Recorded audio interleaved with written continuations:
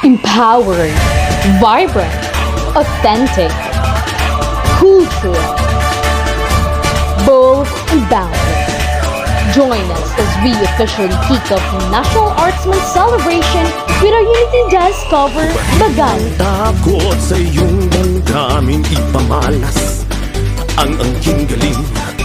Tumayong buong tapang harapin ng buhay at kapin ang tagumpay.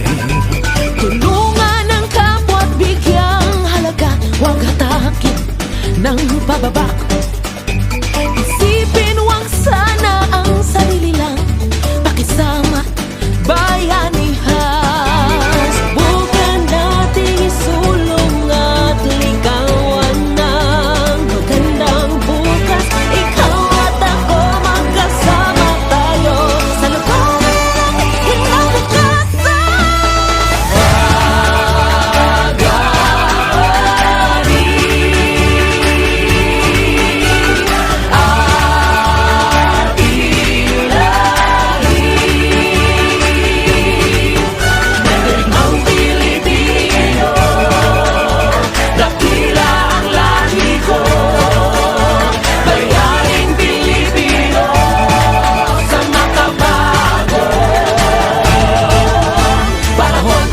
Sa ngalan ng pampamahalaang panlalawigan ng Catanduanes sa pamumuno ni Gobernador Joseph Cua, malugod ko po kayong binabati ng isang makasining na araw. Ang buwan ng Pebrero ay itinalaga bilang Arts Month sa bisa ng Presidential Proclamation 6A3 declaring every February of each year as National Arts Month. This year's celebration is anchored on the theme Sining ng Pag-Asa, which recognizes art as a source and expression of hope.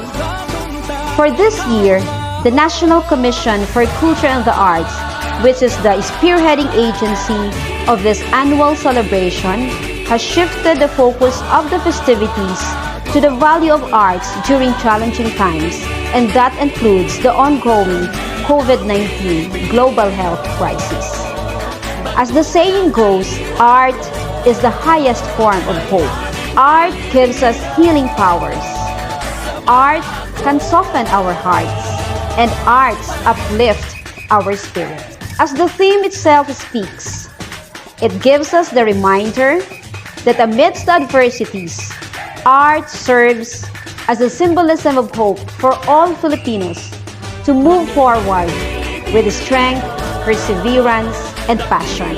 The Provincial Government of Catanduanes, through its Provincial Tourism Office, is one with the nation in the celebration of the National Arts Month. In the previous years, we used to stage cultural performances and face-to-face events.